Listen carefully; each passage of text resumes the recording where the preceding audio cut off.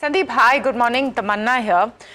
You talked about the question of where global liquidity is going, and Yeah. what is maybe compounding the pain from the Indian perspective is the FII outflows. Do you see that deepening? We've already hit record levels in the month of October, topping what we saw in COVID, post-COVID March 2020. Do you see that deepening as China is showing signs of resurgence? The data we saw this morning is perhaps better than most expected. See, let's understand from the FIS perspective first. Okay, the way we sitting in India, how we manage our risk. We manage our risk by stock rotation or sector rotation because we, as a mutual fund or domestic house, has no other option but to play in India, and hence our all risk mitigation strategy will revolve around these two theses. Okay, but now look at the FIs. They have options to play in multiple countries simultaneously. Okay, and if everything in life is not about absolute, it's also about relative. So in absolute basis, they made tons of money in India in last 2 years or last 4 years. On a relative basis, China was in the inflection point few months back, or let's say in a last month itself. And they saw some turning point with some government after a long period of time have taken some decisive step towards the stimulus. So it is whatever China is doing is some sort of easing only. Only the quantum can differ what people are expecting very sizable. That has still not worked out, but direction is right.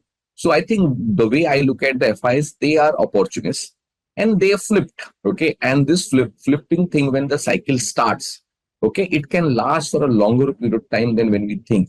So unless China peaks out completely and Indian market bottoms out in a big manner, and that's the time the cycle can again reverse.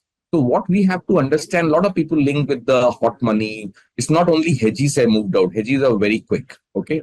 Even so-called what we have defined them a long account. I don't even call them long account. They are a trading account. They flip very fast because they trade globally. So if the trading accounts are also shifting, I'm not quite surprised because it's a data-driven approach. If you look at, and they have opportunities, so they are doing it. And historically, you go back and check whenever China has done better, global market have not performed well, and in India definitely it has. I will not say perfect inverse relation, but definitely when China performs, India tend to suffer, and this is the phenomena which is again repeating because it's based on this allocation towards emerging market, because India and China both are large part of the emerging market basket. So obviously, if you're shifting from earlier, money shifted from China to India, and India was the biggest beneficiary. Now some manner reverse has started, but I can only tell you from a structure perspective, this could be a short-term phenomena and which can last maybe a quarter or maybe few months.